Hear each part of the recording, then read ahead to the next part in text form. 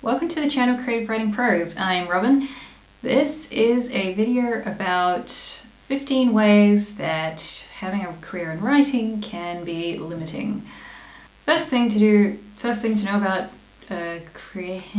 first thing that is often limiting, or most obvious thing when it comes to being limited in a creative career, especially a writing creative career, is time. If you are writing books, or even series especially, or trilogies, anything large, a large project of any kind, the amount of time you have compared to the amount of time you want is going to be a lot less in most cases. So that's the first thing. 2, the reliance on yourself. I believe I put this as something that's freeing in another video, but depending on your perspective, you might find this very limiting.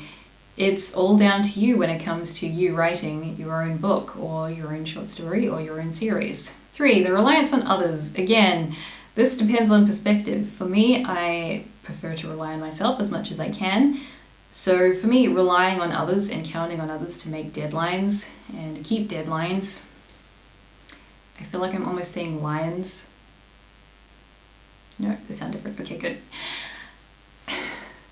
Is very frustrating for me, and yeah, it's not for everyone. Everyone has their histories and their biases, even you, even me.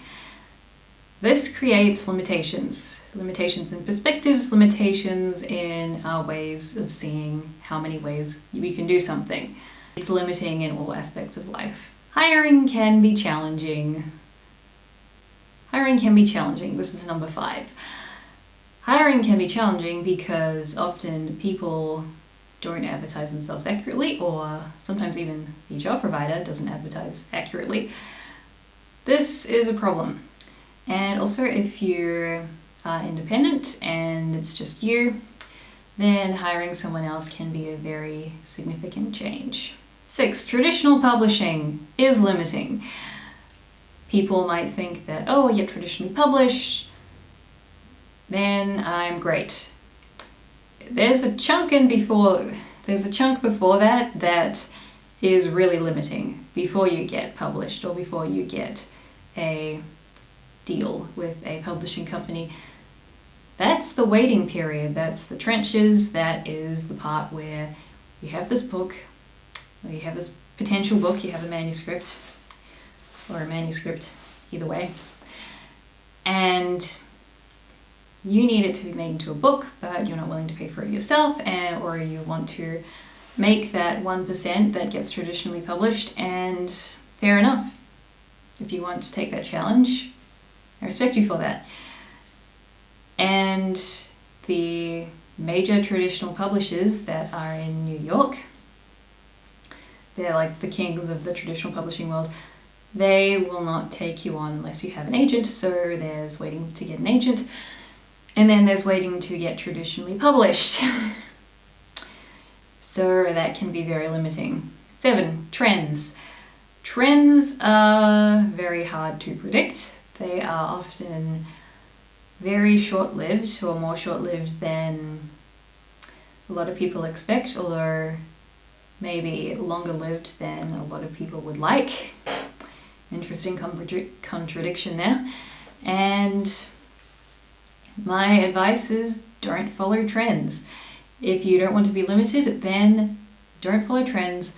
Follow what you want to do, and when a trend rolls around that happens to fit what you've already done, what you've already produced, then you can approach people who want to publish that sort of thing, because you're already ahead. 8, stereotypes are unwanted by pretty much everyone. I don't know anyone who likes a stereotype in writing, or on TV, or anywhere else. Stereotypes are boring, which means you then have to flesh out characters more, and that gets back to the whole time thing. It takes time. 9, there's a logic to literature. In movies, they get away with breaking the laws of science and physics on a daily basis. You can't afford that in writing. Even in the world of magic, there has to be some amount of law and rules and regulations. 10. You probably have a day job. Most people who want to become writers also have an ordinary job of some kind. Maybe your job is to do with the nightlife, I don't know. But you usually have a regular paying job before you make those millions that you'd love to make with your writing. Again, this limits time that you have to write and to edit and to do cover letters or query letters, so on and so forth. 11. Priorities. When you have a writing career, it has to become a priority, but do you prioritize it over your family or do you prioritize it equally? And when it comes to prioritizing one thing equally to another, that's when things get a bit complicated. 12. Royalties. If you traditionally publish, then you get royalties. If you